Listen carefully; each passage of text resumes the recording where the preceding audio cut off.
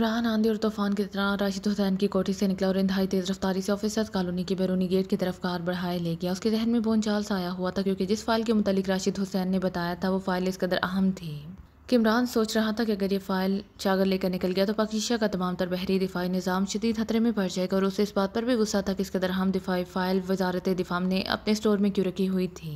हालांकि ये कानून बन चुका था कि इंतहाई अहमियत की फ़ाइल मुतलका वजारतों की तहवील में रहने के बजाय एक्स2 की तहवील में रहती थी। वह फौरी तौर पर ज़ीरो पार पहुंचना चाहता था, क्योंकि आइंदा अगर क्लू मिल सके तो वहीं से हासिल कर सकता था। जाहिर है सफदर और जूलिया की कार उसके ताकुब में थी। अब इमरान की कार ऑफिसर्स कॉलोनी के गेट से बाहर निकल रही थी कि कार में मौजूद ट्रांसमीटर का बल्ब जल्दी से चलने बुझने लगा और इमरान ने कार की रफ्तार आहिस्ता करते हुए हाथ बढ़ाकर ट्रांसमीटर ऑन कर दिया।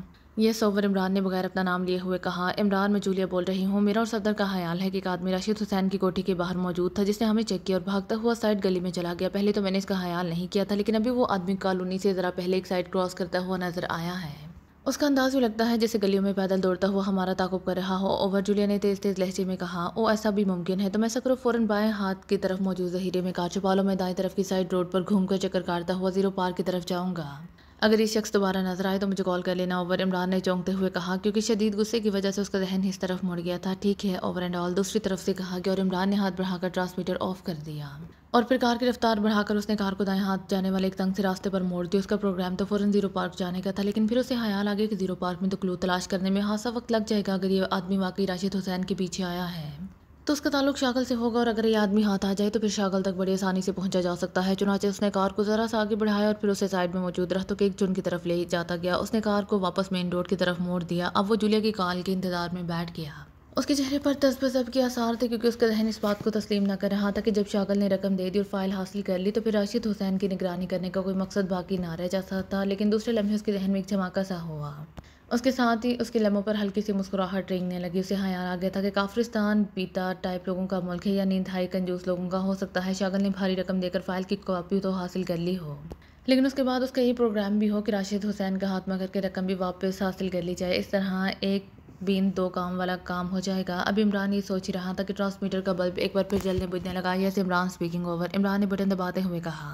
सफदर बोल रहा हूँ इमरान साहब, वो आदमी हमारे ताकुब में था। उसकी कार मेन गेट से बाहर मौजूद थी। वो दौड़ता हुआ बाहर आया, फिर कार में बैठकर उसकी तरफ गया है जिधर आपकी कार गई है। हम उसके पीछे हैं ओवर, सफदर ने कहा। उसके हुलिया लिबास और कार का रंग मॉडल वगैरह ओवर, इमरान ने पूछा और जवाब में सफदर ने सारी तफसील बता दी। ठीक है, मैं दाएं हाथ वाली साइड रोड पर मौजूद हूँ। जब उसकी कार यहाँ से गुजर जाए तो मुझे कॉल कर देना। ये आदमी यकीनन शागल का आदमी है ओवर, इमरान ने कहा। अगर आप कहें तो उसे रोक लिया जाए ओवर, सफदर ने कहा। नहीं, ये लाजमन किसी को कॉल करेगा, ये किसी को रिपोर्ट देगा। इस तरह हम आगे बढ़ सकते हैं ओवर एंड ऑल, इमरान ने कहा। और ट्रांसमीटर का बटन ऑफ कर दिया। उसी लम्हे अचानक उसके जहन में ख्याल आया तो उसने जल्दी से डैशबोर्ड के नीचे हाथ डाला और एक बटन ऑन करके उसने जल्दी से ट्रांसमीटर की फ्रीक्वेंसी का नाप घुमाकर उसे जीरो पर कर दिया। अब ये ट्रांसमीटर जनरल फ्रीक्वेंसी का हो गया था और कम से कम 2 किलोमीटर की रेंज में होने वाली तमाम ट्रांसमीटर्स कॉलें वो कैच कर सकता था। अब इमरान को जनरल फ्रीक्वेंसी ओपन किए चंद ही लम्हे गुजरे होंगे कि अचानक ट्रांसमीटर का बल्ब जल उठा। इसके साथ ही एक भारी सी आवाज़ सुनाई दी, hello hello Johnny calling over. बोलने वाले के लहजे में तेजी के साथ साथ अजीब सा जोश था और उसकी आवाज़ सुनते ही इमरान बुरी तरह चौंक पड़ा, क्योंकि इमरान ना सिर्फ आवाज़ पहचान गया था बल्कि वो अब इस आदमी को भी पहचान गया था। उसका नाम वाकई जोनी था और ये शागल के साथियों में से था और काफिरिस्तान में एक मिशन के दौरान इमरान को उससे साबका पड़ चुका था। और ये कॉल सुनते ही इमरान की आंखें चमक उठी, क्योंकि इमरान का आइडिया दुरुस्त निकला था। उसे अचानक ख्याल आया था कि हो सकता है ताकुब करने वाला उन्हें ना पाकर किसी को ट्रांसमीटर कॉल करे, इसीलिए उसने जनरल फ्रीक्वेंसी ओपन की थी। Yes yes yes attending you. दूसरी तरफ से एक अजनबी आवाज़ सुनाई दी और इमरान ने होंठ बेच लिए, क्योंकि इसका ख्याल था कि शायद शागल दूसरी तरफ से कॉल अटेंड करेगा। और गो कि शागल का नाम भी इससे शुरू होता था, लेकिन वो दूसरी तरफ से बोलने वाले का लहजा और आवाज़ कतन अजनबी थी। फर्म का मैनेजर अपनी रहायश गाह पर ठीक पहुँच गया है और मैं आपकी तरफ से कॉल के इंतजार में रुक गया, लेकिन अभी मैनेजर की रहायश गाह से 2 कारें बाहर आई हैं। वो शायद पहले से अंदर थे और उनमें से एक कार में इमरान मौजूद था, जबकि दूसरी कार में गैर मुल्की औरत एक मुकामी आदमी था। ओवर जोनी ने तफसील बताते हुए कहा। गोश्त ने अपनी तरफ से कोड बात की थी, लेकिन उसका कोड इसका दरवाजे था कि इमरान को इस बचकाना कोड पर बेख्तियार हंसी आ गई। जोनी, मैं रॉबर्ट बोल रहा हूँ, ये कहाँ है? अब ओवर अचानक शागल की आवाज़ ट्रांसमीटर से निकली और इमरान की आवाज़ सुनते ही बुरी तरह चौंक पड़ा। मैंने उनके ताकुब की कोशिश की, लेकिन मैं अपनी कार कॉलोनी से बाहर पार करके गया था, क्योंकि ये कार चेक हो सकती थी। इसीलिए जब मैं वापस अपनी कार तक पहुंचा और उन्हें तलाश करने लगा, लेकिन वो गायब हो चुके थे। ओवर जोनी की आवाज़ सुनाई दी, और तुम फ़ौरन वहाँ से निकल जाओ, इसका मतलब है हमारा सुराग लगा लिया गया है। अब तुम रकम की परवाह मत करो और मंसूबे के मुताबिक वापसी का प्रोग्राम बनाओ। मैं इसको भी वापस भेज रहा हूँ। ओवर एंड ऑल शागल की चीखती हुई आवाज़ सुनाई, जिसके साथ ही ट्रांसमीटर का बल्ब बुझ गया। इमरान ने जल्दी से हाथ बढ़ाकर वो बटन ऑफ किया जिसकी मदद से उसने जनरल फ्रीक्वेंसी ओपन की थी। फिर जल्दी से ट्रांसमीटर की वो फ्रीक्वेंसी सेट करने लगा जो जूलिया की कार के ट्रांसमीटर की थी। अभी उसने फ्रीक्वेंसी सेट की थी कि बल्ब एक बार फिर जल उठा। यस ओवर, इमरान ने तेज़ लहजे में ट्रांसमीटर ऑन करते हुए कहा। सफदर बोल रहा हूँ, वो अब साइड रोड क्रॉस करने वाला है, वो रास्ते में रुक गया था इसलिए मैं कॉल न कर सका। और दूसरी तरफ से सफदर की आवाज़ सुनाई दी, सफदर इसे फ़ौरन रोककर काबू कर लो, फिर उसे इधर मेरी तरफ ले आओ, अब ये ज़रूरी हो गया है, जल्दी फ़ौरन ओवर एंड ऑल, इमरान ने कहा। और ट्रांसमीटर ऑफ करके उसने कार का दरवाज़ा खोला और नीचे उतर आया। अब उसे कम अज़ कम इतना इत्मीनान हो गया था कि शागल अभी दारुल हुकूमत में ही है और अब उसे फ़ाइल की वापसी की उम्मीद लग गई है। थोड़ी देर बाद उसने दूर से जूलिया की कार आती हुई देखी और इमरान ने आगे बढ़कर हाथ का इशारा किया और जूलिया की कार इमरान की तरफ ही मुड़ आई। इमरान ने उन्हें यहाँ इसीलिए बुलवाया था कि ये जगह मेन रोड की निस्बत पूछगिछ करने के लिए ज़्यादा मुनासिब थी और ट्रैफिक नाम को भी नहीं थी। जूलिया की कार उसके करीब आकर रुकी और फिर जूलिया और सफदर नीचे उतर आए। सफदर ने कार का पिछला दरवाज़ा खोलकर एक नौजवान को बाहर घसीट लिया। वो बेहोश था, उसके सर पर उभरा हुआ गोमर बता रहा था कि उसे सर पर ज़र्ब लगाकर बेहोश किया गया है। ये मेकअप में था क्योंकि ये जोनी की असल शक्ल नहीं थी और इमरान की तेज़ नज़रों ने मेकअप भी चेक कर लिया था। इसे उठाकर इधर झुंड में ले आओ और जूलिया तुम यहीं रुकर ख्याल रखो, कोई मुदाखलत ना हो, इमरान ने तेज़ लहजे में कहा और दरख्तों के झुंड के अंदर घुसता चला गया। सफदर जोनी को उठाया उसके पीछे था। एक खाली जगह पर इमरान ने उसे लटाने का इशारा किया, फिर उसने जल्दी से अपनी बेल्ट खोली और जोनी को उठाकर उसकी कलाइयाँ पुष्ट पर करके बेल्ट से बांध दी। सफदर ने भी अपनी बेल्ट खोली और उसकी दोनों पड़लियाँ इकट्ठी करके बांध दी और इमरान ने उसे सीधा करके उसका मुंह और नाक दोनों हाथों से दबा दिए। चंद ही लम्हों बाद वो आदमी होश में आ गए। इमरान अब इस आदमी के साथ एकड़ू बैठ गया था। इस आदमी की आंखें खुलते ही जैसे उसकी नज़र इमरान के चेहरे पर पड़ी, वो बुरी तरह चौंक पड़ा। जोनी तुम मुझे जानते हो, इसीलिए अगर जान बचाना चाहते हो तो फ़ौरन बता दो कि शागल को तुमने कॉल कहाँ की थी, इमरान ने सर्द लहजे में कहा। शागल कॉल? क्या मतलब, तुम कौन हो? जोनी ने अदाकारी करते हुए कहा। ठीक है फिर ऐसे ही सही, इमरान ने कराते हुए कहा। इसके कान की लूज चुटकी में पकड़ी, फिर इसे मकसूद अंदाज में मोड़ने लगा। दूसरे ही लम्हे जोनी के हलक से इस कदर तेज़ और भयानक चीख निकली जैसे उसे हज़ारों कुन छुरियों से ज़िबा किया जा रहा हो। उस लम्हे जूलिया भी दौड़ती हुई उनकी तरफ आई। क्या हुआ, क्या हुआ? जूलिया ने बड़े मदहोश लहजे में कहा। कुछ नहीं, ज़रा जोनी साहब के कान की मालिश कर रहा हूँ, मुझे इनकी कमज़ोरी का बहुत पहले से इल्म है। बचपन में इनके उस्ताद इन्हें इस तरह कान से पकड़कर जूते मारते थे, इमरान ने मुस्कुराते हुए कहा। साथ ही उसने चुटकी को एक बार फिर मखसूस अंदाज में मरोड़ दिया। इस पर जोनी के हलक से पहले की तरह तेज़ और खौफनाक चीख निकली। इसका बंधा हुआ जिस्म बुरी तरह से फड़कने लगा। इमरान अपनी हरकत मुसलसल दोहराता रहा और जोनी की हलक से अब मुसलसल चीखें निकलने लगी। उसका पूरा जिस्म बुरी तरह फड़क रहा था और चेहरा इस कदर मसा हो गया था कि पहचाना ना जा रहा था। उसके जिस्म से पसीना पानी की तरह बहने लगा था। बब बब बताता हूँ, मुझे छोड़ दो, चंद लम्हों बाद ही जोनी ने घबराए हुए लहजे में कहा। बता शागल कहाँ है? इमरान ने उसका कान छोड़े बगैर पूछा। मुझे नहीं मालूम, मैंने तो शंकर को कॉल की थी और बास रॉबर्ट बोल पड़ा था, जोनी ने पहले की तरह घबराए हुए लहजे में कहा। मैं शागल के बारे में पूछ रहा हूँ, जल्दी बताओ वरना। इमरान ने फिर इसी तरह उसी कान की लो को मखसूस अंदाज में मुड़ा। इस बार जोनी की हलक से इस कदर खौफनाक चीख निकली कि जूलिया और सफदर बेख्तियार दो कदम पीछे हट गए। मुझे नहीं मालूम, शंकर को मालूम होगा, मुझे नहीं मालूम, मुझे नहीं मालूम।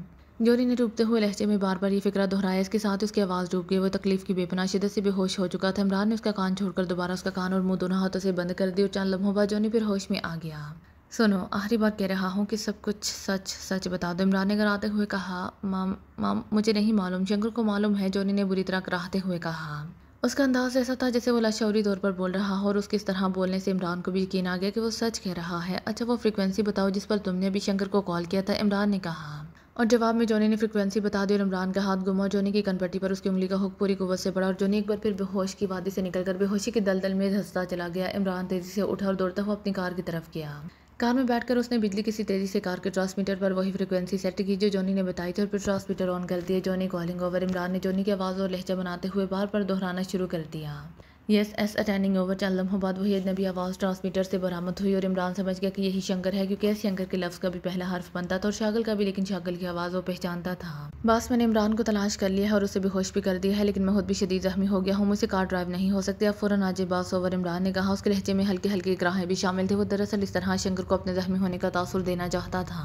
ओ कहाँ से बोल रहे हो, जल्दी बताओ ओवर। इमरान की तवक्को के मुताबिक दूसरी तरफ से शंकर ने चीख कर जोश भरे लहजे में कहा। बस मैं एक बाय रोड पर मुड़ा तो मुझे इमरान की कार नजर आ गई। फिर शदीद जदोजहद के बाद मैं उसे रोकने में कामयाब हो गया, लेकिन इमरान ने मुझ पर हमला कर दिया और शायद वो मुझे मार गिरा था कि इत्तेफाक से उसका पैर फिसल गया और मैं उसे मार लेने में कामयाब हो गया, लेकिन मेरी दोनों टांगें जख्मी हैं और मैं कार ड्राइव नहीं कर सकता। मैं इस वक्त ऑफिसर्स कॉलोनी से मशरिक की तरफ पहले साइड रोड पर मौजूद हूँ, यहाँ ट्रैफिक बिल्कुल नहीं है ओवर। इमरान ने जवाब दिया।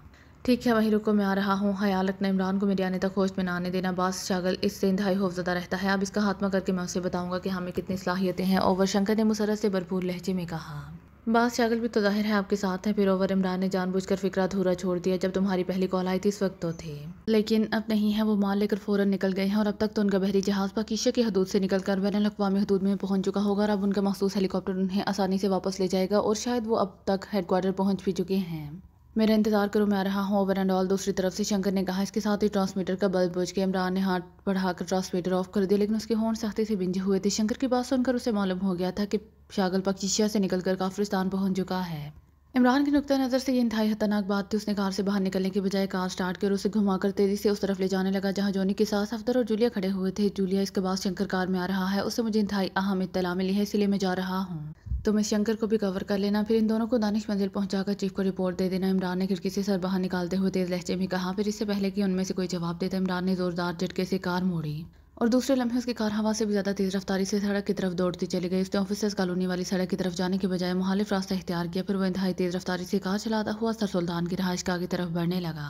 उसने हाथ बढ़ाकर ट्रांसमीटर पर ब्लैक जीरो की फ्रीक्वेंसी सेट की और बटन दबा दिया। Hello hello Imran, calling over. Imran ने तेज लहजे में कहना शुरू किया। X2 over. चंद लम्हों बाद ब्लैक जीरो की आवाज़ सुनाई दी। इमरान बोल रहा हूँ जनाब, शागल वजारत दिफा से इंतहाई अहम तरीन फाइल लेकर पाकिस्तान से निकल जाने में कामयाब हो गया है। उसके दो आदमी अलबत्ता काबू में आ गए हैं, जिनमें से मैंने जूलिया को हदायत कर दी है वो इन्हें दानिश मंजिल पहुंचा देगा। मैं इस फाइल के सिलसिले में चंद वजाहतों को लिए सर सुल्तान के पास जा रहा हूँ। आप टीम को काफिरिस्तान में हंगामी मिशन के लिए सिग्नल दे दें, बाद में तफसीली बात होगी। Over and all. इमरान ने कहा और ट्रांसमीटर ऑफ कर दी। उसने जानबूझकर इस तरह बात की थी कि अगर ट्रांसमीटर कॉल कैच हो जाए तो यही समझा जाए कि इमरान X2 को रिपोर्ट दे रहा है, क्योंकि उसे खतरा था कि जूलिया की कार में वही फ्रिक्वेंसी एडजस्ट ना हो। इस तरह कॉल वहां भी रिसीव हो सकती थी। थोड़ी देर बाद उसकी कार मुख्तलिफ सड़कों पर घूमती हुई सर सुल्तान की रहायशगाह के गेट पर पहुंच गई। गेट पर मौजूद हिफाजती पुलिस कार चूंकि उसे अच्छी तरह पहचानती थी, इसीलिए उसने फौरन ही फाटक खोल दिए और इमरान ने कार पोर्च में रोकी और फिर नीचे उतरकर दौड़ता हुआ इमारत में दाखिल हो गया। उस लम्हे गैलरी का दरवाजा खोलकर मुलाजिम बाहर निकला। वो हैरत से इमरान को इस तरह दौड़ते हुए अंदर आता देखने लगा। सर सुल्तान कहाँ है? इमरान ने इंतहाई तेज लहजे में पूछा।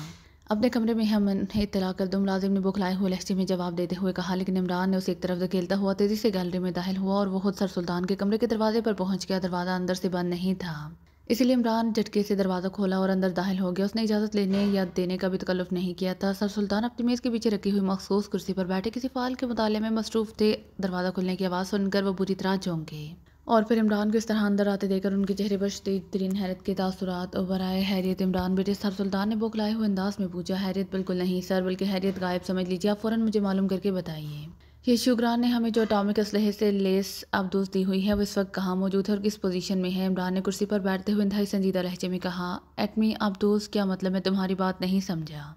सर सुल्तान एटमी अब्दूस की बात सुनकर और ज़्यादा बौखला गए और मजबूरन इमरान को मुख्तसर लफ्ज़ों में शागल की यहाँ से लेकर राशिद हुसैन से फ़ाइल की कॉपी हासिल करने और मुल्क से निकल जाने की तफसील बतानी पड़ी। और जैसे जैसे इमरान बता रहा था, सर सुल्तान की आंखें भी हैरत से फैलती जा रही थीं। वो तो ये फ़ाइल दानिश मंजिल में जमा नहीं कराई गई थी। सर सुल्तान ने पूछा। अगर कराई गई होती तो शागिर इतने आसानी से उसे कैसे हासिल कर लेता? ये तो इत्तेफाक से जूलिया ने उसे पहचान ली और बात साफ हो गई, वरना तो हमें इल्म ही ना होता और शागिल वारदात करके निकल जाता। इमरान ने होंठ चबाते हुए कहा। लेकिन इस फाइल के निकल जाने पर तुम्हें ये फाइल वापस हासिल करनी चाहिए। आप दोस्त की लोकेशन पूछने का इससे क्या ताल्लुक? सर सुल्तान ने एक और नुक्ते पर बात करते हुए कहा। ये बहुत गहरी साजिश है सर। अगर मसला सिर्फ फाइल तक महदूद होता तो ये काम कोई भी एजेंट कर सकता था। मेरा आइडिया है कि उस फाइल से सिर्फ इस आप दोस्त की जंगी सलाहियतें मालूम करना चाहते हैं ताकि उसके मुताबिक वो अपने अहम तरीन मिशन को एडजस्ट कर सके। मुझे यकीन है कि उस एट में आप दोस्त को तबाह करना चाहते हैं या कम से कम तवील अरसे के लिए बेकार करने वाले हैं, क्योंकि आप दोस्त शुक्रान ने हमें दी और अब शुक्रान के सदर अहम तरीन दिफाई मुआहदा करने पाकिश आ रहे हैं। इन हालात में अगर उनकी दी हुई आप दोस्त तबाह कर दी जाती है या उसे बेकार कर दिया जाता है और उसकी खबरें आलमी प्रेस को दे देती हैं तो यकीनन हुकूमत शुक्रान को बख्शिश की कमजोरी सलाहियतों का इल्म हो जाएगा और फिर वो किसी सूरत भी इंतहाई आला और खुफिया टेक्नोलॉजी का हामिल दिफाई इसलाह हमें देने का मुआहदा कतई नहीं करेंगे, क्योंकि मेरी मालूमात के मुताबिक हुकूमत शुक्रान होने वाले मुआहदे के तहत ऐसा दिफाई इसलाह हुकूमत पाकिस्तान के हवाले करने वाली है जो इंतहाई अहम तरीन और खुफिया टेक्नोलॉजी है और जिसे वो किसी भी कीमत पर क्रीम और रूसिया को रोशनास नहीं होने देना चाहते, क्योंकि इस तरह शुक्रान का अपना दिफा भी खतरे में पड़ सकता है। इमरान को पूरी तकरीर करना पड़ी ताकि सर सुल्तान को हालात की संगीनी का सही अंदाज़ा हो सके। ओ वाकई मुझे इस बात का ख्याल भी नहीं आया था।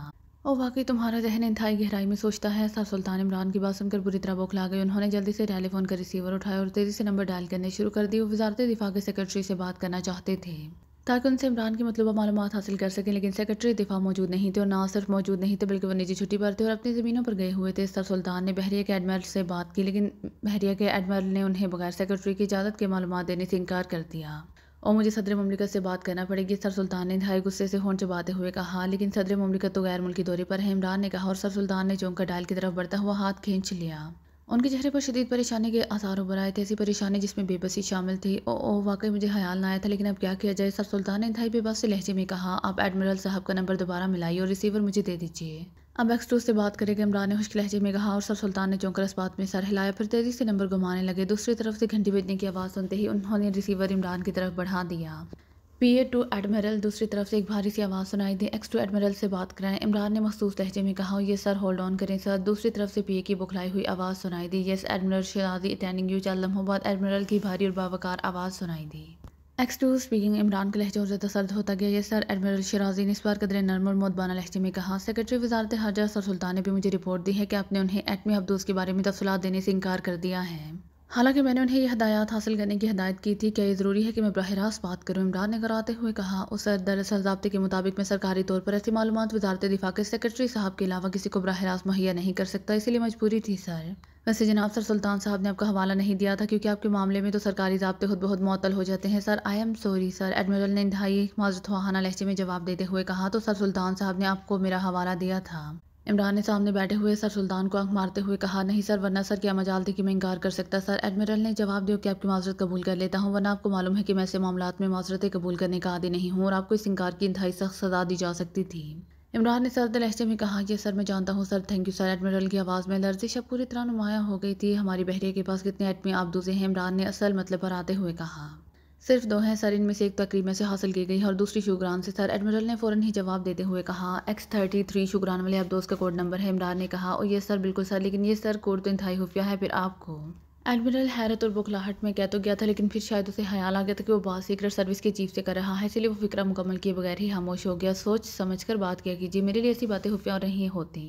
बहरहाल ये बताएं कि X-33 इस वक्त कहाँ मौजूद है और किस पोजीशन में है? इमरान ने इस पर पहले से ज़्यादा सख्त लहजे में कहा। X-33 सर इस वक्त काफिरिस्तान की सरहद के करीब मौजूद है, वो वहाँ एक मखसूस जंगी मश्क में हिस्सा ले रही है, एडमिरल ने कहा। और इमरान उसकी बात सुनकर बुरी तरह चौंक पड़ा। वो कब से वहाँ मौजूद है? इमरान ने पूछा। सर गुज़िश्ता 3 दिनों से, वो कल वापस आ जाएगी, एडमिरल ने जवाब दिया। इस जंगी मश्क में आप दोस्त के साथ और कौन कौन सी चीज़ें शामिल हैं? इमरान ने कुछ सोचते हुए पूछा। सर सिर्फ आप दूसरे इंतहाई खुफिया जंगी मश्क और इसके लिए सदर मुमलिकत से खसूसी इजाज़त हासिल की गई है, एडमिरल ने जवाब दिया। पूरी तफसील बताई कि ये क्या मिशन है? मैंने पूरी तफसील के अल्फाज कहे हैं। इमरान का लहजा इंतहाई सख्त हो गया। और सर आपको तो तफसील बतानी पड़ेगी। काफिरिस्तान ने हाल ही में अपने दिफा के लिए ग्रेट लैंड की मदद से इंतहाई खुफिया तौर पर इंतहाई जदीद तरीन टेक्नोलॉजी की हामिल बावर्दी सुरंगें अपनी हदूद में समंदर की तह में बिछाई हैं। ये बारूदी सुरंगें ना सिर्फ काफिरिस्तान के लिए इंतहाई मजबूत दिफाई हिसार हैं, बल्कि इनकी मदद से वो अपने हदूद में रहते हुए हमारी बहरिया के जंगी जहाज़ों और अबदूज़ों को भी हिट करके हमारी बहरी दिफा को कतन महफूज कर सकता है। क्योंकि काफिरिस्तान ये मनसूबा इंतहाई खुफिया रखा गया है, लेकिन हमें बहरहाल उसकी इत्तला मिल गई।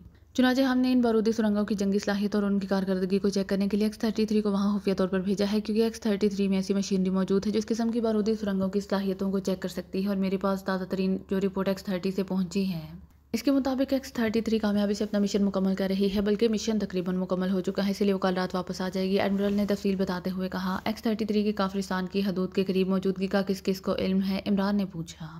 सवाए चंद खास लोगों के और किसी को इल्म नहीं है, ये टॉप सीक्रेट मिशन है, एडमिरल ने जवाब दिया। कि ऐसा मुमकिन है कि काफिरिस्तान बहरिया को इसकी मौजूदगी का इल्म हो जाए और वो इसे तबाह कर दें या बेकार कर दें? इमरान ने पूछा। नो सर, मौजूदगी का तो इल्म हो सकता है, लेकिन इस आबदोज़ में ऐसी जदीद तरीन टेक्नोलॉजी मौजूद है कि इसे तबाह करने या बेकार करने की सलाहियत अभी काफिरिस्तान बहरिया के पास मौजूद नहीं है, एडमिरल ने जवाब दिया। ठीक है, थैंक यू, इमरान ने कहा। इसके साथ उसने हाथ बढ़ाकर रिसीवर रख दिया। उसकी फाइल यहाँ से उड़ाने से तो यही पता चलता है कि उन्हें इसकी मौजूदगी का इल्म हो चुका है, सर सुल्तान ने इमरान के रिसीवर रखते ही कहा, क्योंकि लाड़ की मदद से वो इमरान और एडमिरल के दरमियान होने वाली तमाम गुफ्तगू सुन रहे थे। जी हाँ, इससे तो यही जाहिर होता है, लेकिन उनका फ़ाइल हासिल करने का मकसद क्या हो सकता है? और फ़ाइल भी वो फौरी तौर पर हासिल करना चाहते हैं, इसीलिए शागिल हुदाया है। इस फ़ाइल में तो इस आबदोज़ की जंगी सलाहियतों की तफसीलात ही हो सकती हैं, इसकी जदीद तरीन टेक्नोलॉजी की तफसीलात तो नहीं हो सकती। इमरान ने होंठ दबाते हुए कहा। मेरे ख्याल में वो ये चेक करना चाहते होंगे कि क्या ये आबदोज़ उनकी इन बारूदी सुरंगों की कारकर्दगी और जंगी सलाहियतों को चेक भी कर सकती है या नहीं? सर सुल्तान ने चंद लम्हे सोचने के बाद कहा। हाँ, एडमिरल साहब की बातों से तो यही ज़ाहिर होता है, लेकिन मुझे खदशा है कि मामला इतना सीधा साधा ना होगा। अब 2 सूरतें हो सकती हैं। एक तो ये कि वो लोग इस आबदोज़ को तबाह करने की कोशिश करेंगे। अगर वो वाकई तबाह या बेकार ना कर सके तो फिर वो यकीनन इसे अगवा कर लेंगे और इसके बाद इसकी जदीद तरीन टेक्नोलॉजी हासिल करके उसे क्रीमिया रूसिया को सप्लाई करके शुक्रान और पाकिस्तान के दरमियान हमेशा के लिए ऐसी टेक्नोलॉजी के मुआहदे की राह मसदूद करने की कोशिश करेंगे। और मुझे अगवा वाली बात ज़्यादा करीन क्यास लगती हैं। इस तरह ना सिर्फ वो अपनी बारूदी सुरंगों की सलाहियतों को भी ओपन होने से बचा लेंगे, बल्कि रूसिया या क्रीमिया को टेक्नोलॉजी देकर उनसे कोई बड़ा फ़ायदा उठा लेंगे और पाकिस्तान और शुक्रान के दरमियान होने वाले आइंदा दिफाई मुआहदे से भी ख़त्म करके पाकिस्तान को शदीद तरीन नुकसान पहुँचा सकेंगे। इमरान ने सर हिलाते हुए कहा। और वाकई तुम्हारा तजिया दुरुस्त है, तो अब क्या किया जाए? सर सुल्तान ने इंतहाई परेशान से लहजे में कहा। इसका फौरी हाल तो यही है कि साहबदोज़ को फौरी तौर पर वापस मंगवा लिया जाए, इस तरह वो अगवा होने से बच जाएगी और फिर इस फाइल को फौरी तौर पर वापस हासिल किया जाए, इससे पहले कि फाइल जंगी माहिरीन के हाथ आए। इमरान ने कहा। अच्छा, तो मैं सदर मुमलिकत से बात करूँ, क्योंकि आप दोस्त की फौरी वापसी के अहकाम तो वही दे सकते हैं, सर सुल्तान ने कहा। आप फिर भूल गए हैं, सदर मुमलिकत तो गैर मुल्की दौरे पर है, इमरान ने कहा। ओह ना जाने मेरे दिमाग को क्या हो गया है, अब क्या होगा? सर सुल्तान वाकई बुरी तरह परेशान हो गए। इस कदर परेशानी की ज़रूरत नहीं, X2 तो अमृत धारा है। वो क्या कहते हैं, हर मर्ज़ की दवा। आप ऐसा करें कि प्रेसिडेंट हाउस फ़ोन करके उन्हें कहें कि एक इंतहाई अहम तरीन मसले पर X2 सदर मुमलिकत से फौरी बात करना चाहते हैं। वो यकीनन राब्ता कायम कर लेंगे, इमरान ने मुस्कुराते हुए कहा। बहुत मुश्किल है, ना जाने इस वक्त सदर ममलिकत की मसरूफियात क्या हों। सर सुल्तान ने कहा। अब नंबर तो मिला, इमरान ने कहा, और सर सुल्तान ने सरहा रिसीवर उठाकर नंबर डायल करने शुरू कर दिए, जैसे बामर मजबूरी वो ऐसा कर रहे हों। नंबर मिलाने के बाद रिसीवर उन्होंने इमरान की तरफ बढ़ा दी। Yes president house. दूसरी तरफ से आवाज़ सुनाई दी। X two speaking. इमरान ने अपने मखसूस लहजे में कहा। Yes sir. दूसरी तरफ से बोलने वाले ने मोदबाना लहजे में कहा। सुनो, मैं फौरी तौर पर जनाब सदर से बात करना चाहता हूँ, इंतहाई अहम और सीरियस मसला है, मेरी उनसे बात कराएं। इमरान ने इंतहाई सर्द लहजे में कहा। सर वो तो गैर मुल्की दौरे पर हैं, और सर वहाँ तो। दूसरी तरफ से बोलने वाले ने जवाब देना चाहा।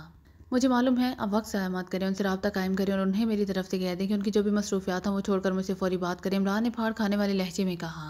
और यस सर होल्ड करें सर, मैं कोशिश करता हूँ सर। दूसरी तरफ से बोलने वाले ने घबराए हुए लहजे में कहा, और तकरीबन 5 मिनट तक लाइन पर खामोशी तारी रही। हेलो सर, सदर साहब स्पेशल लाइन पर मौजूद हैं, बात कीजिए। 5 मिनट बाद दूसरी तरफ से वही आवाज़ सुनाई दी। बात कराओ, इमरान ने खुश्क लहजे में कहा। हेलो। दूसरे लम्हे सदर ममलिकत की बावकार आवाज़ सुनाई दी। एक्स टू बोल रहा हूँ जनाब। इमरान ने भी बावकार लहजे में जवाब दिया। Yes mister X two. हैरियत, आपने इस कदर एमरजेंसी कॉल की है? मैं हुकूमत रामन के सदर साहब से इंतहाई अहम बातचीत में मसरूफ़ था, लेकिन आपकी कॉल की वजह से मुझे उनसे माजरत करना पड़ी। फरमाइए। सदर ममलिकत के लहजे में हल्की सी नाशुक्री की लहर मौजूद थी, और जवाब में इमरान ने उन्हें मुख्तसर फ़ाइल की चोरी होने से लेकर एडमिरल साहब से बातचीत और फिर अपना अंदाज़ बता दिया। खासतौर पर शुक्रान से आइंदा दिफाई मुआहदे के सिलसिले में उसने अपना आइडिया ज़रा तफसील से बता दिया। ओ जनाब एक्स टू, ये तो वाकई इंतहाई अहम तरीन मसला है। Thank you. अगर आप आंखें खुली ना रखें तो ना जाने पाकिशिया पर क्या क़यामत गुजर जाए। मैं फ़ौरन एडमिरल साहब को कॉल करके ऑर्डर्स कर देता हूँ, आप उनसे मजीद बात कर लें। सदर ममलिकत ने इंतहाई परेशान से लहजे में कहा। जनाब जी, मेरा फ़र्ज़ है कि मैं पाकिशिया के मफादात के लिए हर पहलू पर नज़र करूँ। आप ऑर्डर्स दे दें ताकि दर से इत्मीनान होने पर मैं फ़ाइल की वापसी का मिशन शुरू कर दूँ, इमरान ने कहा। फिर सदर ममलिकत के होगे कहने पर रिसीवर रख दिया गया। एक्स टू का खुदा तो वाकई अमृतधारा है, वरना सदर ममलिकत तो क़यामत आ जाती। तब इन हालात में कॉल रिसीव ना करते। सर सुल्तान ने मुस्कुराते हुए कहा। बस ये अमृतधारा पर असर नहीं करता, यहाँ पहुँचकर इसकी सारी खसूसियात फेल हो जाती हैं, इमरान ने मुंह बनाते हुए कहा। और सर सुल्तान बेख्तियार कहा मारकर हंस पड़े। अब आप अमृत धारे को चाय के धारे में बहाएंगे, या अमृत धारा बेचारा बस अमृत ही टपकाता रह जाएगा, इमरान ने मुस्कुराते हुए कहा। ओ हाँ, दरअसल एक तो तुम्हारी अचानक आमद धमाका हेज थी, दूसरा तुमने आते ही ऐसी खबरें सुनाई कि मुझे ख्याल ही न रहा, सर सुल्तान ने कहा, और तेजी से मेज़ के किनारे पर लगा हुआ बटन दबा दिया। दूसरे लम्हे दरवाज़ा खुला और मुलाजिम अंदर दाखिल हुआ। कॉफ़ी बना लाओ। सर सुल्तान ने मुलाजिम से मुखातिब होकर कहा, और मुलाजिम सर हिलाता हुआ वापस चला गया। इमरान ने हाथ बढ़ाकर टेलीफोन अपनी तरफ खिसकाया और रिसीवर उठाकर उसने एडमिरल के नंबर डायल करने शुरू कर दिए। सर सुल्तान ने जब उसके नंबर घुमाए थे तो वो नंबर चेक कर चुका था। पीए टू एडमिरल। दूसरी तरफ से पीए की आवाज़ सुनाई दी। एक्स टू बात कराओ, इमरान ने इंतहाई बावकार लहजे में कहा। ये सर होल्ड ऑन सर, पीए ने घबराए हुए लहजे में कहा। ये सर, मैं शराजी बोल रहा हूँ सर। चंद लम्हों बाद दूसरी तरफ से एडमिरल की आवाज़ सुनाई दी, लेकिन इमरान उसका लहजा सुनकर बुरी तरह चौंक पड़ा, क्योंकि एडमिरल के लहजे में शदीद परेशानी और जहनी उलझन नुमाया थे, जिसे वो शायद ज़बरदस्ती दबाने की कोशिश कर रहा था। जनाब सदर ने आपको XT3 के बारे में कोई हुक्म दिया है? इमरान ने होंठ काटते हुए पूछा। उसके चेहरे पर भी परेशानी के आसार नुमाया हो गए थे, क्योंकि उसे अंदाज़ा हो गया था कि एडमिरल के पास कोई बुरी खबर मौजूद है, और जाहिर है ये बुरी खबर आप दोस्त के बारे में ही हो सकती है। यस सर, और मैंने X33 के कप्तान आसिफ को फौरी वापसी का हुक्म दे दिया था, लेकिन अभी आपके फ़ोन आने से एक लम्हा रिपोर्ट आई है कि X33 से हेडक्वार्टर का राब्ता अचानक ख़त्म हो गया है। मैंने हेडक्वार्टर को फौरी तहकीकात को हुक्म दे दिया है सर, शायद किसी फ़नी खराबी की वजह से हुआ है, एडमिरल ने घबराए हुए लहजे में कहा। और फौरी मालूम करो, मैं होल्ड कर रहा हूँ, इमरान ने इंतहाई तेज़ लहजे में कहा। अभी रिपोर्ट मिल जाती है जनाब, लेकिन जनाब X33 किसी सूरत अगवा नहीं हो सकती, इस पर बाहर से काबू पाया ही नहीं जा सकता, एडमिरल ने जवाब दिया। बाहर से नहीं तो अंदर से तो हो सकता है, इमरान ने कराते हुए कहा। और सर रिपोर्ट आ रही है सर, 1 मिनट होल्ड ऑन करें सर, एडमिरल ने अचानक तेज़ लहजे में कहा। इसके साथ ही लाइन पर स्कूट छा गया। शायद एडमिरल रिसीवर रखकर खुद कहीं चला गया था। मेरे हाथ से दुरुस्त निकला, इमरान ने रिसीवर के माउथ पीस पर हाथ रखते हुए सर सुल्तान से मुखातिब होकर कहा। ओ अगर ऐसा हो गया है तो ये इंतहाई खौफनाक सूरत हाल है। सर सुल्तान का चेहरा शदीद परेशानी की वजह से मसा होने के करीब आ गया था। हेलो सर, रिपोर्ट मिल गई है। X33 अगवा नहीं हुई सर, इसके अंदर एक फ़नी खराबी पैदा हो गई है, जिसकी वजह से वो समंदर की तह में बैठ गई है, अब वो ऊपर नहीं उठ रही, और साथ ही मखसूस मवासलाती राब्ता भी खत्म हो गया था, लेकिन हेडक्वार्टर से रेडियो लहरों की मदद से उसका सुराग लगा लिया गया है। स्पेशल रेडियो वायरलेस के जरिए कैप्टन आसिफ से बात हो गई है, उसने खराबी की तफसीलात बताई हैं। अब हेडक्वार्टर उसे हदायत देकर इस खराबी को दूर करने की कोशिश में मसरूफ़ है। इस बार एडमिरल का लहजा नॉर्मल था। इस खराबी को दूर होने में कितनी देर लगेगी? इमरान ने पूछा। 4 घंटे तो लग ही जाएंगे जनाब, बहरहाल परेशानी की कोई बात नहीं, एडमिरल ने जवाब दिया। क्या दूसरे आबदोज के जरिए तक पहुंचा जा सकता है? इमरान ने पूछा। सर दूसरे आबदोज तो जनरल ओवरहॉलिंग के लिए खसूसी वर्कशॉप में है, वो तो 2-3 रोज़ बाद ही काम कर सकेगी, एडमिरल ने जवाब दिया। जिस जगह ये आबदोज मौजूद है उसकी तफसीली लोकेशन बताएं और स्पेशल वायरलेस कोड नंबर भी बताएं।